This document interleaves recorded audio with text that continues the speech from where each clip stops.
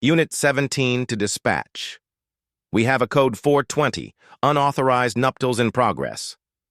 The 911 operator repeated the words, and I could hear her trying not to laugh through the radio. I set down my wedding cake fork and stared at the small police radio I had clipped to my belt even on my wedding day.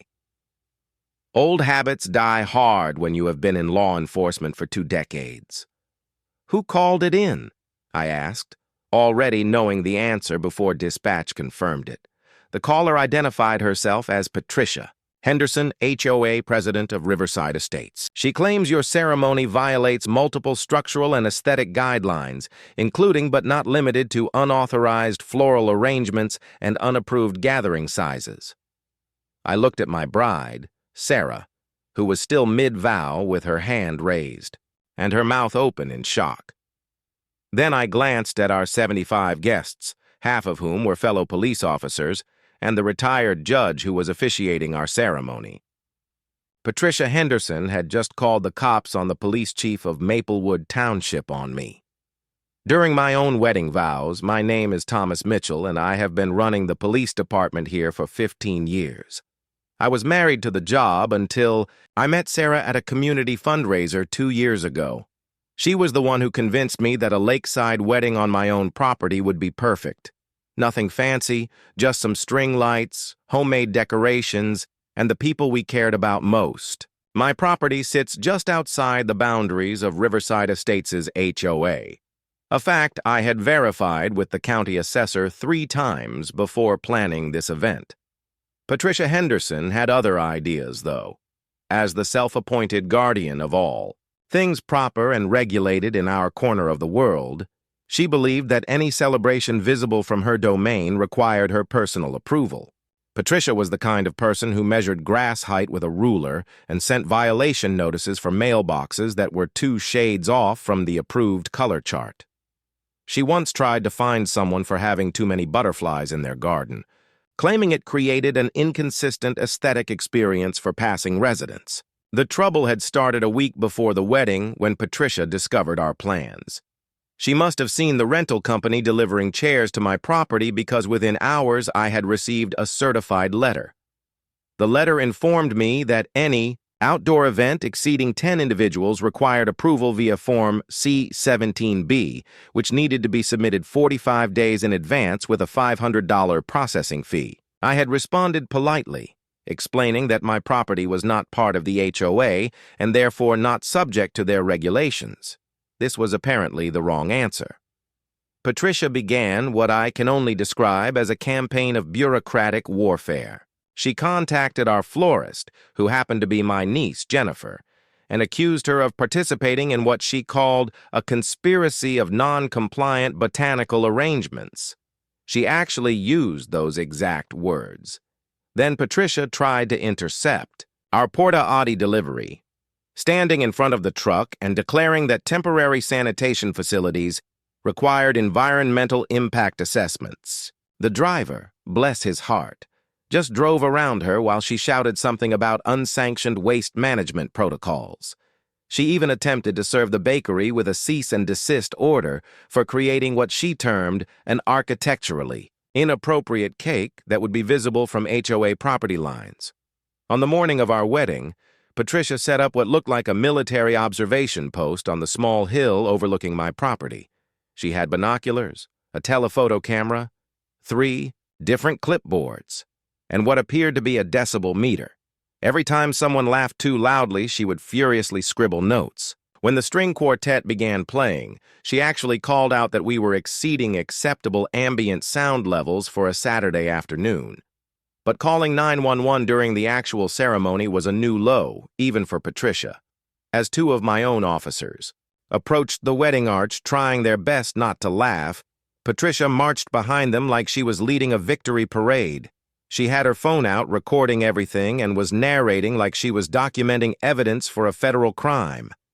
"This man," she announced loudly enough to interrupt the judge mid-sentence, "is hosting an illegal gathering in direct violation of community standards.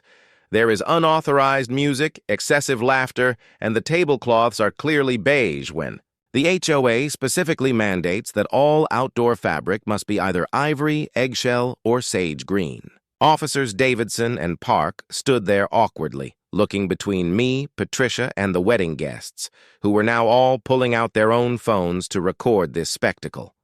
Chief Officer Davidson said with barely contained amusement, "Dispatch. Log this as a code 420, but I'm pretty sure this is more of a Karen 911 situation."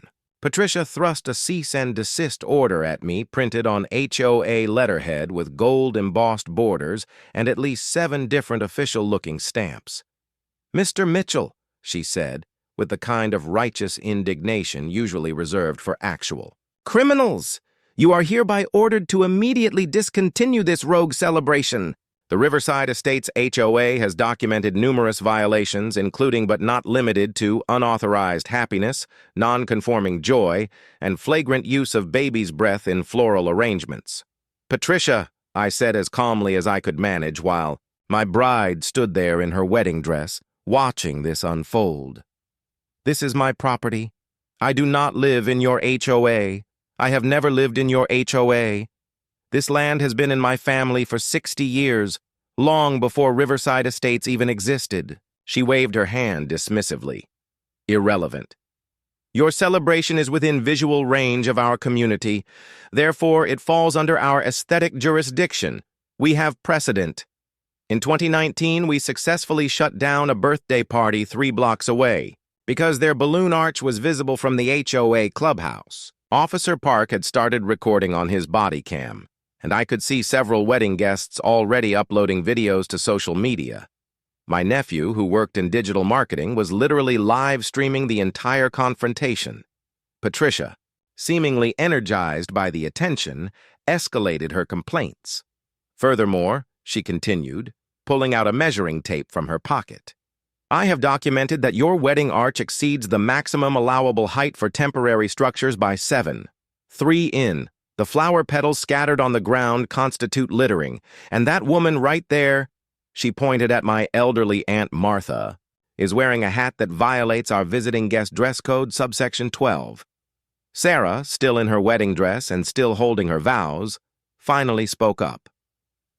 "Patricia," she said with a sweetness that did not quite hide her frustration. "We are in the middle of our wedding ceremony. We have 75 guests here, including Judge Harrison, who is officiating, 6 city council members, the district attorney, and literally half the police force. Do you really want to continue disrupting a legal ceremony on private property?" Patricia pulled out her phone again and started calling 911 for a second time. "Hello, I need additional units.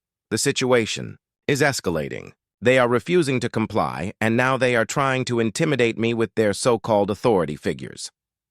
Judge Harrison, who had been silent until now, cleared his throat. "Miss Henderson," he said in his courtroom voice, "are you aware that misuse of emergency services is a criminal offense? You have called 911 to report a wedding, a legal wedding on private property that you have no jurisdiction over. You are currently trespassing, creating a public disturbance, and filing false reports." Patricia spun around to face him. "False reports?" she shrieked. "Look at those centerpieces. They are clearly not regulation height, and the unity candle is lavendered when everyone knows the HOA only approves vanilla or unscented ceremonial candles." Within 24 hours, the videos had gone completely viral. The headline, "HOA, President tries to arrest police chief at his own wedding," was trending on every social media platform. The footage of Patricia measuring our wedding arch while shouting about regulatory violations had been turned into dozens of memes. Someone had even auto-tuned her complaints into a surprisingly catchy song. The county attorney, who had been one of our wedding guests, did not find the situation quite as amusing as the internet did. Patricia had not just called 911 once, but 3 times during our ceremony, each time escalating her claims. By the 3rd call, she was reporting that there were, quote, "drunken brawls and dangerous livestock running amok," neither of which were true, although our ring bearer, who was 6 years old, had gotten a bit dizzy from spinning in circles during the photo session. The false reporting charges were just the beginning. Patricia had also allegedly provided false information to emergency dispatchers, created a public disturbance, trespassed on private property after being asked to leave, and attempted to impersonate a law enforcement official when she told arriving officers that she had the authority to shut down our wedding. The security footage from my property showed her climbing over my fence with her measuring tape, technically breaking and entering. The HOA board called an emergency meeting within 48 hours of the incident. Apparently, Patricia had been using HOA funds to pay for her surveillance equipment, including a drone she had purchased to monitor backyard compliance. She had also been sending cease and desist letters on HOA letterhead without board approval. And several residents came forward with stories of Patricia attempting to fine them for violations that did not actually exist in the HOA bylaws. The meeting was standing room only, with residents demanding Patricia's immediate removal. When someone pointed out that she had made their entire community a national laughingstock, Patricia stood up and declared that she was a warrior for property values and aesthetic integrity. This led to someone in the back shouting that their property values had dropped 10% since the videos went viral, and everyone now called Riverside Estates the place where Karen lives. 6 weeks later, Patricia appeared in court for the criminal charges. She had hired an attorney who tried to argue that Patricia was simply performing her duties as HOA president with perhaps excessive enthusiasm. The judge, who happened to be the same Judge Harrison who had been officiating our wedding, was not convinced. He pointed out that Patricia had no duties whatsoever regarding properties outside the HOA boundaries, and that calling 911 to report non-existent crimes was not enthusiasm but criminal behavior. The prosecutor played the 911 recordings in court. In one call, Patricia claimed there were over 200 people at our wedding, creating a riot situation. Our actual guest list was 75. In another call, she reported that we were operating an illegal commercial venue and selling alcohol without a license. We were not selling anything, and the champagne was for toasts only. Her final call claimed that we had exotic animals and were violating health codes. The exotic animal turned out to be my sister's therapy dog, a golden retriever named Max. Patricia tried to defend herself by pulling out a binder of what she called evidence. She had photos of every single supposed violation with detailed measurements and annotations. She had created a PowerPoint presentation about the dangers of non-regulated celebrations. She even brought paint chips to show the exact shade difference between our tablecloths and HOA-approved colors. The judge had to stop her when she tried to set up an easel for a full presentation. When Patricia took the stand, she made things considerably worse for herself. She admitted to entering my property without permission, quote, for documentation purposes.